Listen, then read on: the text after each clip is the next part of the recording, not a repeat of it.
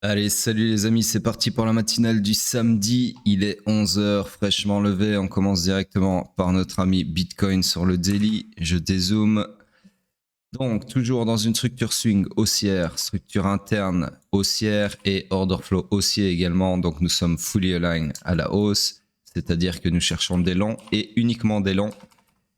Alors, le POI le plus proche du price action où nous pouvons chercher des longs, eh bien, il vient d'être confirmé à la clôture de la bougie d'hier. Et nous avons donc ici une magnifique demande et qui est un magnifique POI sur lequel je peux vous tracer le scénario que je vous avais pré-tracé hier. Alors, la target, comme je vous ai dit hier déjà, soit vous prenez n'importe quel high ici, puisque au-dessus de chaque high, eh bien, il y a une poche de liquidité acheteuse, d'accord. Donc, ça constitue toujours une bonne target. Personnellement, je vais prendre simplement la prochaine supply qui est unmitigated, qui est donc celle-ci. Comme à mon habitude, c'est moi vous tracer ça correctement. Voilà. Voilà donc le scénario pour le moment, d'accord, que j'attends sur le daily. Alors, rien d'autre à dire sur le daily et on passe sur le H4. Sur le H4, toujours dans une structure swing haussière, structure interne toujours haussière également, mais l'order flow vient de se retourner à la baisse, ce qui invalide notre scénario haussier ici, puisque maintenant que l'order flow est baissier, nous ne cherchons plus des longs, mais bien des shorts. Malheureusement, pour le moment, dans cette portion de price action, depuis que l'order flow s'est retourné à la baisse, il n'y a pas de POI à short, donc il n'y a pas de zone d'intervention, il n'y a pas de gare où prendre votre short. Du coup, il n'y a rien à faire, d'accord? On cherche des shorts, mais il n'y a pas de point à short pour le moment. Alors ici, je vais rajouter quand même le fait qu'on ait eu un liquidity grab assez flagrant, ce qui constitue pour moi, comme vous l'avez deviné, un combo, puisqu'on a grab de liquidité suivi d'un retournement de l'order flow avec un certain momentum bearish en forme de V-shape. Donc, il y a tout à parier qu'on aille minimum jusqu'à cette demande qui est comme par hasard imbriquée dans une demande daily. Voilà. En tout cas, c'est ce à quoi je m'attends, d'autant plus que, rappelez-vous, le principe de base d'une structure, c'est une fois qu'une structure est confirmée, donc ici la structure haussière que je vais vous tracer pour les plus débutants, qui est donc cette structure-ci, ok, une fois qu'elle a été confirmée avec un break de structure, donc un BOS ici, eh bien on s'attend à quoi? On s'attend à un pullback. Pullback qui peut aller jusqu'où? Jusqu'au low protégé. Ensuite, on s'attend à un swing run qui va casser le weak high et qui continue de perpétuer la structure haussière à la hausse jusqu'à temps que ce soit le contraire, ok, jusqu'à temps qu'elle se retourne à la baisse. Donc, en gros, ce que j'essaye de vous dire, c'est que ce choc baissier ici n'est pas anodin. Ça pourrait marquer le début d'une entrée en swing pullback, ok.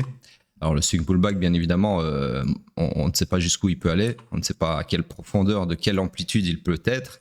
C'est la partie la plus difficile de l'exercice structurel, c'est d'anticiper la fin du swing pullback et le retour dans un swing run. Si swing run il y a, puisqu'il y a certains swing pullback qui ne s'arrêtent jamais et qui constituent donc des retournements de structure. Bref, on n'en est pas là, dans aucun cas. Juste ce que j'essaye de vous dire, c'est que un order flow qui se retourne après un break de structure tout frais, c'est souvent le début d'une entrée dans un swing pullback. D'accord? Ou pas. Bref, sur ce, on passe sur le M15.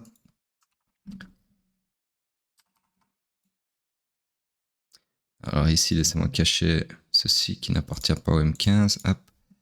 Donc le M15, qu'est-ce qu'il a fait lui? Il s'est perpétué encore une fois à la hausse ici. Dans la journée d'hier, je pense. Ouais, c'est ça. Nous mettons dans une nouvelle structure qui était comme ceci.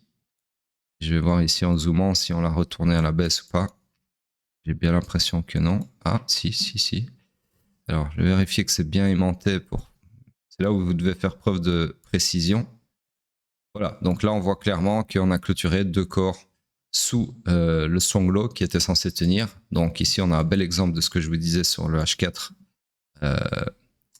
Le cas de figure où en fait, le swing pullback ici, qui était censé ne pas aller plus bas que le strong low, et ensuite perpétuer la structure à la hausse, eh bien, il s'est avéré aller plus bas que le strong low ici. Et donc, ceci n'était non pas un swing pullback, mais bien un retournement de la structure à la baisse. D'accord?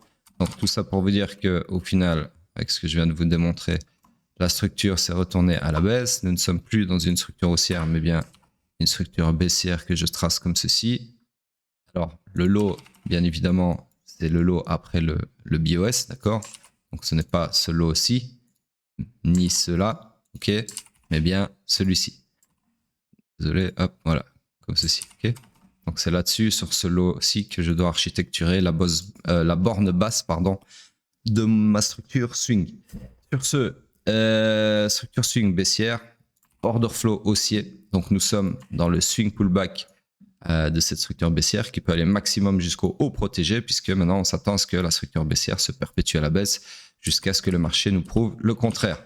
Donc en gros, on cherche des longs de par l'order flow. Malheureusement, deux choses. Un, le choc est sur mèche, donc il y a toujours une suspicion que ce soit un faux choc et donc un grab de liquidité. Et deux, même si c'était un vrai choc, c'est-à-dire sur corps de bougie, eh bien vous voyez que dans cette portion de price action, il n'y a pas de gare, il n'y a pas de demande, il n'y a pas de POI sur lequel vous pouvez chercher des longs. Donc nous sommes dans une structure morte. Quoique, il y en avait un, on est dedans en fait. C'est juste que j'ai fait la matinale un petit peu trop tard par rapport à ça. Donc ici, en fait, on est dans un POI, un ancien POI qui est en train de se faire mitigate. Donc si je trace ça, hop, voilà. Donc là, en fait, on est en train d'établir un scénario que j'aurais pu tracer si j'avais fait la matinale sur cette bougie-là, par exemple. Si j'étais venu à la clôture de cette bougie-ci, j'aurais pu vous tracer, enfin vous dire en tout cas, de chercher des longs comme ça. D'accord? Et donc potentiellement, là, on est en train d'avoir ce scénario qui est en train de se réaliser. Bref, sur ce, oui, d'autant plus que je rajoute quand même la remarque que j'ai faite sur le H4 aussi, d'autant plus qu'après un break de structure tout frais, on s'attend à quoi? On s'attend à un swing pullback. Et la première annonce qu'on est potentiellement en train de rentrer dans ce swing pullback, c'est le changement d'order flow. D'accord? Bref, toujours la même chose, répétition tous les jours jusqu'à ce que ça rentre dans votre cerveau. Sur ce, on passe sur, non pas le pétrole, mais bien Ethereum, puisque nous sommes samedi. Pas de pétrole qui tienne. Donc, Ethereum, qu'est-ce qui nous a fait de bon? Structure swing, toujours haussière. Structure interne, toujours baissière. Order flow, haussier. Donc, nous sommes dans le high pullback, pardon, dans le swing pullback. Ça m'a regardé, ouais. Dans le swing pullback. Non, c'était juste. Ouais. Désolé, je me suis emmêlé les pinceaux. Nous sommes dans le high pullback, donc c'était correct, du swing pullback. Ok. Donc en gros, on cherche des longs de par l'order flow. Le temps que je me réveille, mon cerveau aussi. Des longs, mais malheureusement, il n'y a rien à long, puisque si on vient ici, l'order flow sera baissier à partir de la cassure de cette bougie. Et donc, ce ne sera plus les longs ici qui m'intéresseront, mais bien chercher plutôt des shorts. D'accord? Donc du coup, là, on cherche des longs, mais il n'y a rien à long. Donc rien à faire sur le daily, en tout cas rien à haute probabilité. Et on passe sur le H4. H4 que je dézoome comme ceci. Nous sommes dans une structure swing toujours baissière. La structure interne, ça va regarder parce qu'avec les reflets du soleil, je vois pas grand chose. Ok, donc en gros, si je mesure ici pour voir si on a eu un retracement d'amplitude suffisante. Oui, largement. Donc là, on peut considérer que la structure interne s'est perpétuée à la hausse ici, comme ceci. Nous sommes donc dans une structure interne toujours haussière, order flow aussi, ce qui nous met dans le high run initial du swing run final. Pardon, du swing pullback, autant pour moi, décidément. Bref, sur ce, on cherche des longs. Alors, laissez-moi regarder en termes de POI où on en est. Ok, donc ici, c'est un peu comme sur le M15. On est venu un petit peu, enfin, quelques heures trop tard, puisque si je vous avais alors fait la matinale à ce moment-là, enfin même ici, c'est-à-dire à la bougie qui confirmait ce POI, cette demande ici, j'aurais pu vous tracer clairement un scénario comme ceci, la target peu importe, d'accord? On n'en est pas là. Et au final, eh bien, nous aurions fait ce scénario et nous serions toujours dedans, d'accord? Donc voilà, à voir où ça va. Mais en gros, c'était le scénario que j'aurais pu tracer. Dans tous les cas, là, tout de suite maintenant, vu que je fais pas de scénario dans le passé, là, tout de suite maintenant, sur ce price action, j'ai un order flow aussi et je peux chercher des longs. Enfin, je cherche des longs. Mais malheureusement, je n'ai plus de zone d'intervention fraîche sur laquelle chercher des longs. Donc pour le moment, c'est sit on your hands, c'est-à-dire littéralement asseyez-vous sur vos mains, il n'y a rien à faire, d'accord? On attend. Je rappelle que ne pas trader, c'est aussi trader. Hein. Tous les gens qui essayent de prendre des trades tout le temps sous prétexte qu'on est dans une tendance qui leur plaît, souvent haussière pour les permaboules, eh bien, ce n'est pas du tout la chose à faire. Ok, on prend un long ou un short, si vous êtes trader, quand le marché nous dit de le faire, pas quand vous avez envie de prendre un long ou un short et que ça vous démange. D'accord? Alors, j'en reviens au train, hein, c'est la meilleure des analogies. Quand vous avez envie de prendre le train parce que vous avez envie d'arriver vite à destination, parce que vous allez voir une meuf ou peu importe, ou vous êtes en retard au boulot, peu importe, si le train il est pas là, vous sautez pas sur sur les rails du train, hein, du quai de la gare où vous attendez votre train, vous ne viendrez jamais à sauter sur les rails du train et commencer à courir vers votre destination. C'est pas des choses, personne n'a jamais fait ça, à part peut-être un fou sorti de l'asile, d'accord? Donc sur le marché, pardon, c'est exactement pareil. Quand il n'y a pas de setup, quand le marché ne vous donne pas une entrée flagrante, en tout cas optimale à haute probabilité, il n'y a aucune raison de se mettre en position. Il n'y a aucune raison de rentrer en position. D'accord? Tout ça, c'est du FOMO. Bref, sur ce, ici, autre chose que j'ai pas souligné, c'est qu'on a eu un beau graphe de liquidité comme ceci. Hop.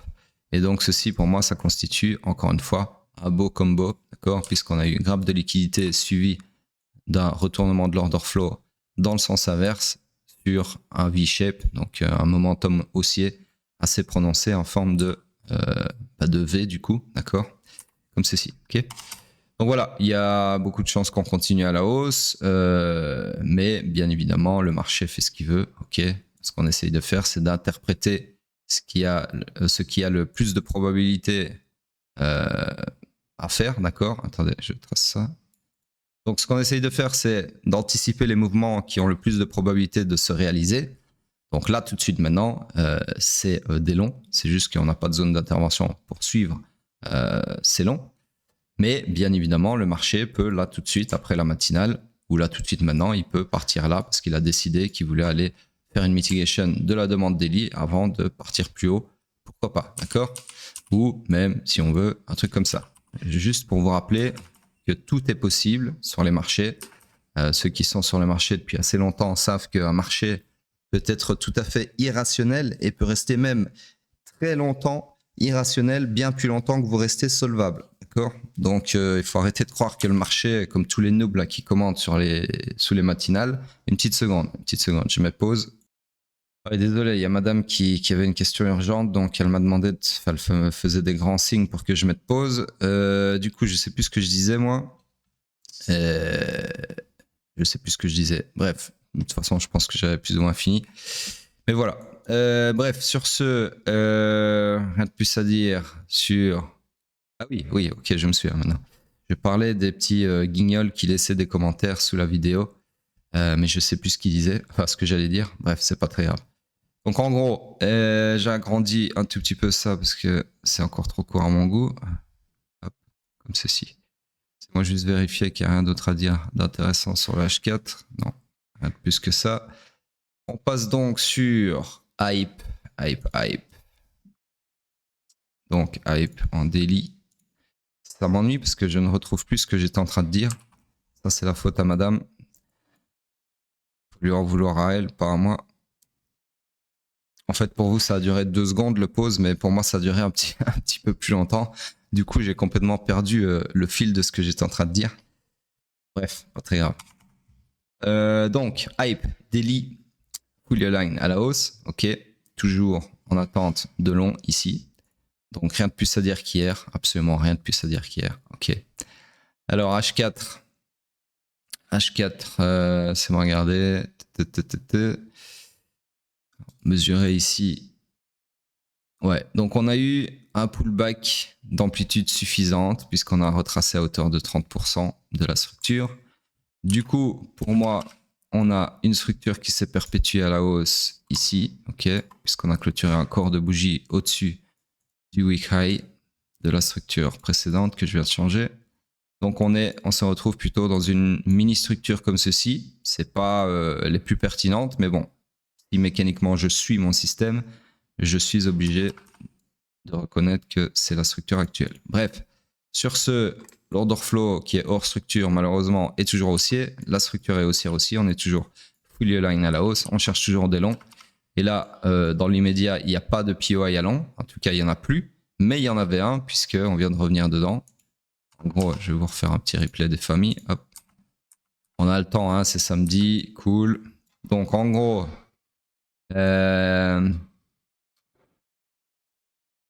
à la clôture de cette bougie-là, on a confirmé ce POI ici, d'accord, H4, bien évidemment. Et j'aurais pu vous tracer un scénario comme ceci, avec une target sur l'accomplissement de la destinée swing, c'est-à-dire clôturer un corps de bougie au-dessus du week high ici, d'accord. Donc si j'avance, on a eu ensuite ceci, premier segment du scénario, évidemment, il va toujours trop vite, je sais pas pourquoi, bref. Donc là, voilà, on a réalisé le premier segment du scénario, on a effectué une mitigation, si c'est bien le cas, laissez-moi zoomer pour voir si on est bienvenu, ouais, on est bienvenu dedans. Donc voilà, logiquement, on pourrait s'attendre à ce segment-là, d'accord. Alors encore une fois, je ne trace pas de scénario en différé, d'accord, parce que j'aime pas ça, ça n'a aucun intérêt.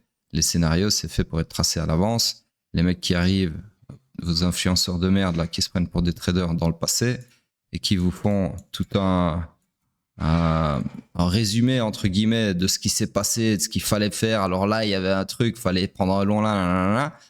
Ça nous fait une belle jambe, d'accord. Personnellement, j'ai jamais fait d'argent dans le passé, hein, en prenant des trades dans le passé. Donc, à quoi bon s'intéresser au scénario du passé? Hormis, bien évidemment, quand vous effectuez des backtests, hein, forcément. Mais dans une analyse structurelle en temps et en heure, il n'y a aucune raison d'aller regarder ce qui s'est passé. Ok, enfin, les setups que vous avez manqués.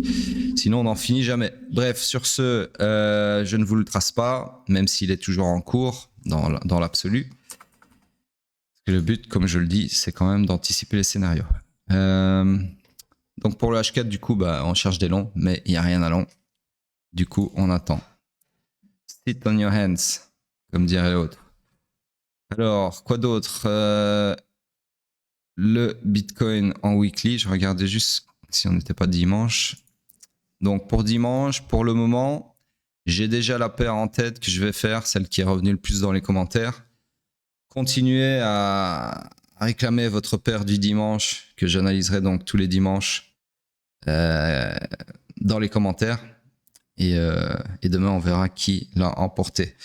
Autre chose que j'ai complètement zappé, mais le mois passé, j'avais dit que je tirais au sort.